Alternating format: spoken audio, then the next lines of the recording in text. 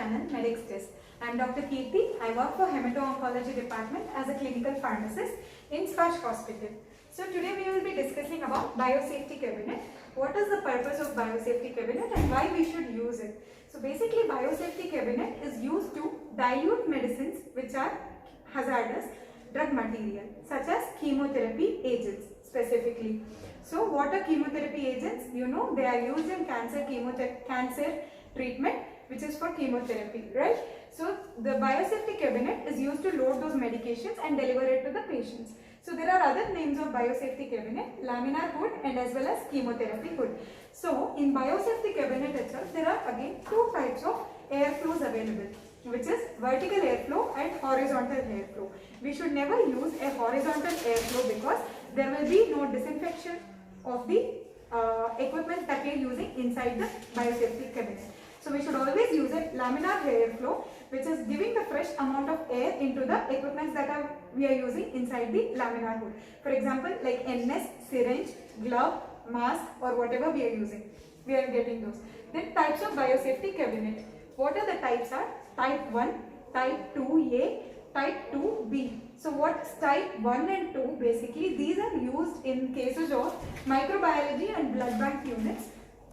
But type 2B2 is strongly recommended to use in chemotherapy loading, that is biohazard drug loading. Whereas the first two are not recommended that very commonly. The calibration of these biosafety cabinets are to be done every 6 monthly. Then the cleaning of biosafety cabinet is to be done daily using chlorhexidine 0.05% and 70% of alcohol.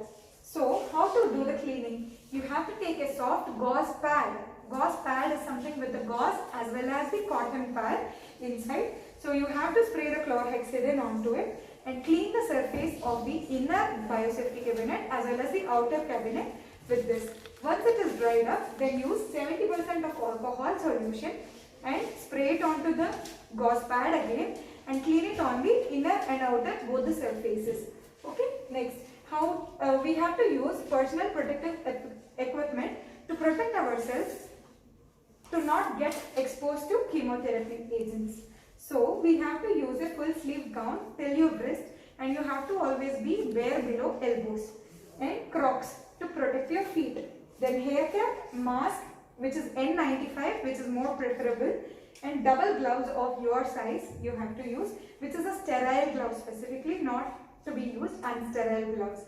And eye shield or goggles, whichever is available, could be used. Then what are the things required here? Mainly all the things that I listed down of PPE should be ready. Alcohol swabs, needle, syringes, the chemotherapeutic drug and the diluent has to be kept in a tray and kept ready. Once you enter into the biosafety cabinet after hand washing techniques, you should not be coming in and out. So once you keep the tray ready, you should not be going in and out. So the tray will help you out with that. Then never use plastic bottles for the dilution. So we should always use glass bottles for the dilution.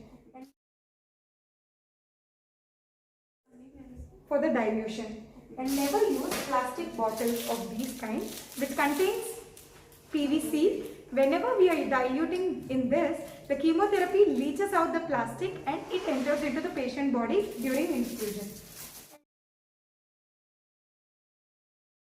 And most commonly, these bags which are free flux or via flux bags are misunderstood as a plastic, but these are non-PVC containing bags. This can be safely used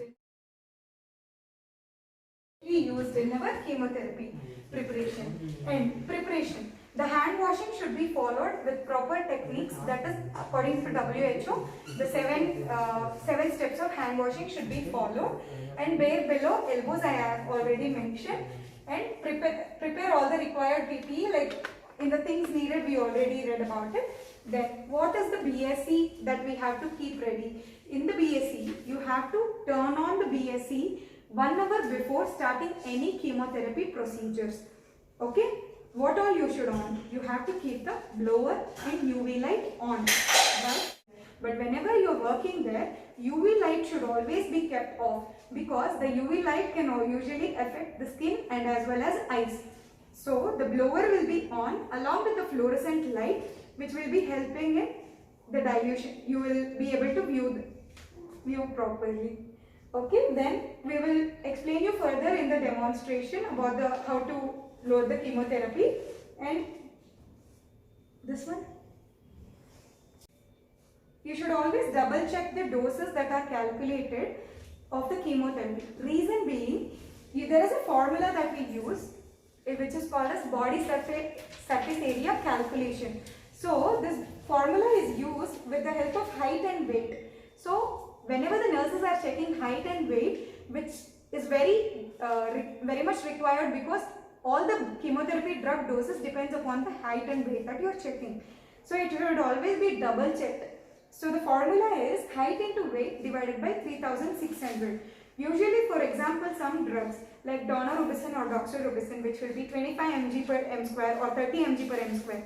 So whatever the result BSA that you're getting, for example, like 1.6 m square, then that should be multiplied into 25 or 30 mg, whichever is the prescribed dose.